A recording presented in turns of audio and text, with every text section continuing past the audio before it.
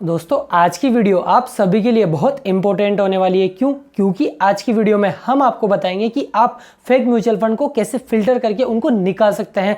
बहुत से mutual funds क्या करते हैं, आपको अट्रैक्ट करते हैं ज़्यादा रिटर्न दिखा करके और आप उनकी तरफ आकर्षित होकर उनके म्यूचुअल फंड में इन्वेस्ट कर देते हैं। आपको ऐसा नहीं करना है दोस्तों, क्योंकि बहुत सारे म्यूचुअल फंड कहीं भी रिस्की एसेट्स में लगा देते हैं। कितना रिस्क ले रहे हैं ये आपको ज़रूर पता होना चाहिए कि वो कितना रिस्क ले रहे हैं, कितने % का रिटर्न दे रहे हैं, किस हिसाब से दे रहे हैं। तो आपको ये जरूर पता होना चाहिए।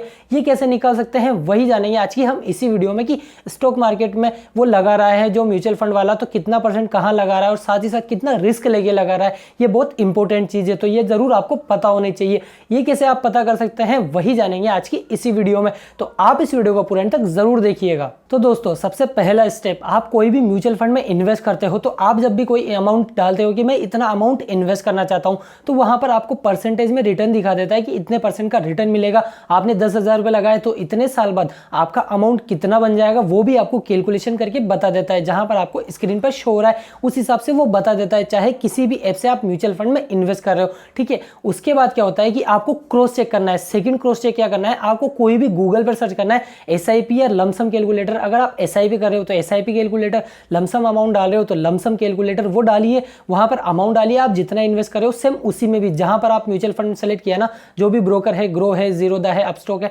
जो भी ब्रोकर है आप वहां पर डाल रखा है। एक दूसरा गूगल खोलिए, ठीक है, क्रॉस चेक कीजिए। यहां पर सेम अमाउंट, यहां पर भी सेम अमाउंट, यहां पर सेम इंटरेस्ट रेट, यहां पर भी सेम इंटरेस्ट रेट, यहां पर भी सेम पीरियड के लिए, यहां पर भी सेम पीरियड के लिए, तीनों जगह दोनों जगह देखिए कि आपको किस जगह पे अच्छा रेट, मतलब देख लीजिए। वहां पर क्रॉस चेक करने के बाद आपको पता चल जाएगा कि ये वाला ज्यादा रिटर्न दिखा रहा है। हो सकता है आपका ब्रोकर वाला ज्यादा रिटर्न दिखा रहा हो या फिर म्यूचुअल फंड वाला जो बता रखा हो कि यार इसको इतना % दिखाना, तो आपको दिखा रहा हो यहां पर। ठीक है, तो दोनों जगह अमाउंट डालने के बाद आपको दोनों जगह क्रॉस चेक करना है। जैसे जहां पर आप जिस भी म्यूचुअल फंड में इन्वेस्ट कर रहे हैं, जिस भी ऐप से, वहां पर शो आ रहा है कि 10,000 रुपए आपके बन जाएंगे 20,000 रुपए। ठीक है, जो भी पीरियड होगा। ठीक है, एग्जांपल के लिए बता रहा हूं मैं। ठीक है, और सेकंड है जो गूगल पे आपने एसआईपी कैलकुलेटर या फिर लमसम कैलकुलेटर ओपन किया है, वहां पर आपने जो सेम अमाउंट डाला, same period, same interest rate, लेकिन वहां पर बता रहा है आपके 10,000 रुपए केवल 15,000 रुपए बनेंगे, 16,000 रुपए बनेंगे।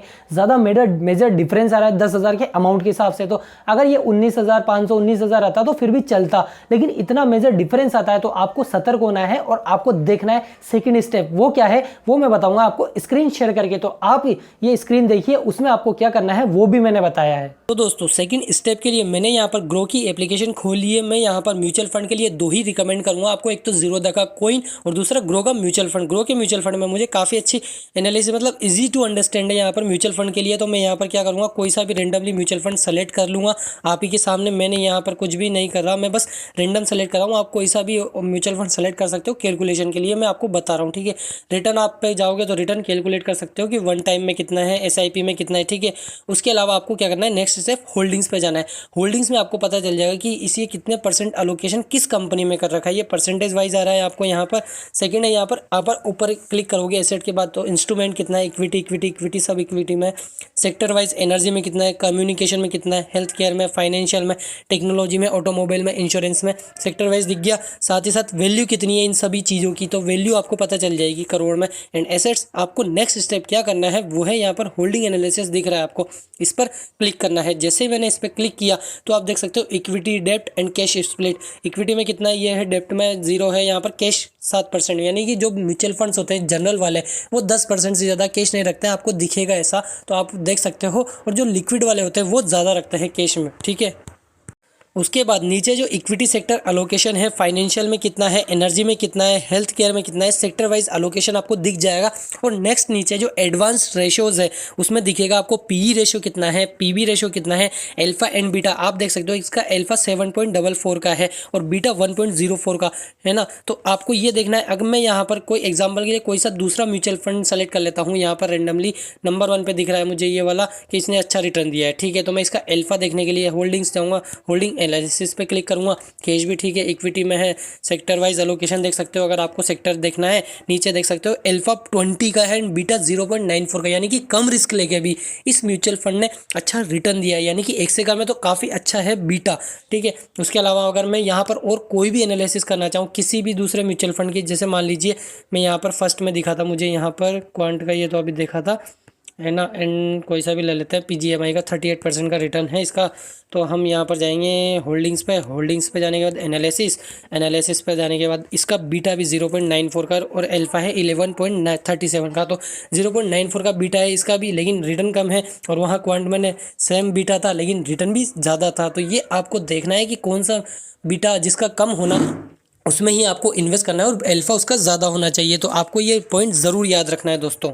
और दोस्तों फाइनली एक एग्जाम्पल है जिसके माध्यम से आपको काफी आसानी से समझ में आएगा। जैसे फॉर एग्जांपल एक म्यूचुअल फंड है ए नाम का, एक म्यूचुअल फंड है बी नाम का।